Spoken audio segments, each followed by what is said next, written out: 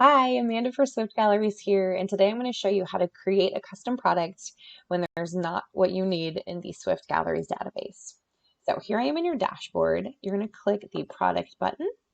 You're going to click Manage Products, and over on the right-hand side, you'll click Add Product. You're going to manually create this one.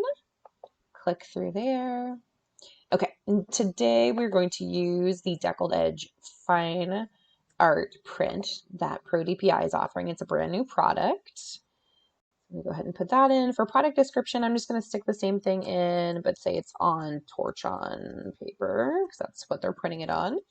But this product description can be whatever makes it easy for you to know what product it is. For this case, the lab is Pro DPI, but again, whichever lab you're using, you would put there. This one is a non-wrapped product, so I'm going to select that. There are other options here. So if it's a canvas, they'll give you that. A circle product as well, if there's a new one out there that you want to add on. A framed product. This one's pretty cool because it gives you the frame colors and the frame width and the matte color and matte width as well. So you can customize all those. But in this case, it's a non-wrapped product.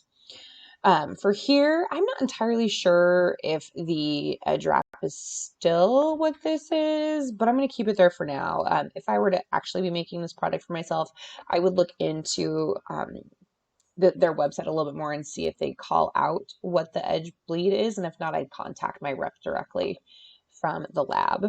Okay, product color is the color that the empty object will appear when you're in the designer. I'm just going to go ahead and click that one. And then you're going to want to click on the product sizes and prices in the next tab. So there's already some listed in here. I'm just going to go ahead and delete. Okay. In this case, I can see from the Pro DPI site that these are the sizes that they offer and what the prices are. So we're going to start with, I'm just going to delete all of these, make it easy. Oops. Okay, so let's do add size, 5, oops, oh my goodness, 5 by 7. My cost is going to be $12, so we'll enter that in. I'm going to leave the price blank for now. Add size, we're going to do the next size up that they offer, which is 6 by 8, and that's also $12. So we'll go here, 6 by 8, cost is 12. And then, sorry, I'm not using a mouse. I'm using the keypad on here, and it's definitely a little wonky. Okay, 8 by 10 is 35.